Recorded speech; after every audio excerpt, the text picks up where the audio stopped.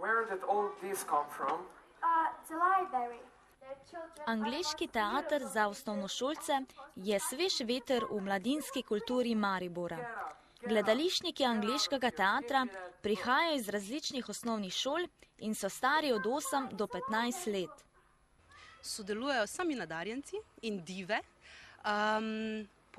Pomen je seveda, da se otroci na zabaven način učijo angleškega jezika in med drugim tudi igranja, plesa, petja, v osnovi pa, da se imajo fajn. Skozi učenje drame, koreografije in petja se mladi igralci kreativno in na zelo zabaven način naučijo biti vešči v nastopanju in angleškem jeziku ter spoznavajo nove prijatelje. Njihovi mentori so za današnji muzikal poskrbeli za koreografijo, glasbo in režijo.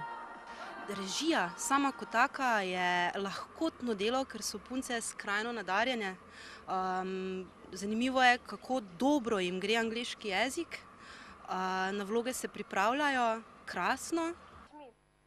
Kreativna skupina mladih angleških navdušencev je predstavila čarobno zgodbo o deklici Tildi, ki rada bere, se igra, pleše in poje ter ima veliko skupnega tudi s Harryjem Potterjem.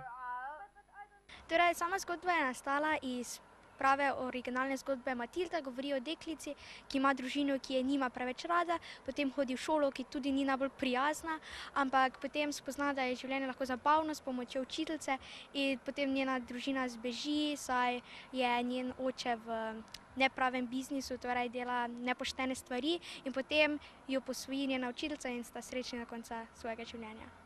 Gledališčniki so se skozi vaje odlično naučili angleškega jezika, okrepili prijateljske vezi in komaj čakali, da svoje delo predstavijo tudi na odru Art Campa. Kateri deli zgodbe pa je bil tebi najbolj všeč? Tisti, v katerem ravnateljica, ki je zlobna, prisili enega učenca, da mora pojesti celo torto, zato ker je ukradel en kos njene torte iz kuhinje in potem vsi navijajo za njega. Kako se počutiš v igri kot Tildina mama? Ne vem, v bistvu pač njena mama je nesramna, jo hoče skozi, ne spodbuja njene kreativnosti, ker hoče skozi da gleda televizijo in pač ne vem, nasploh njeni starši so zelo slabi in niso tako takšni, kot bi morali biti starši in zato je pač Tilda sama se odloči, pač da bere knjige in ona je drugačna od ostalih otrok. Na današnji muzikal je prišlo pospremiti Tildo veliko obiskovalcev, ki so tudi zaplesali in zapeli skupaj z ambicioznimi igralci.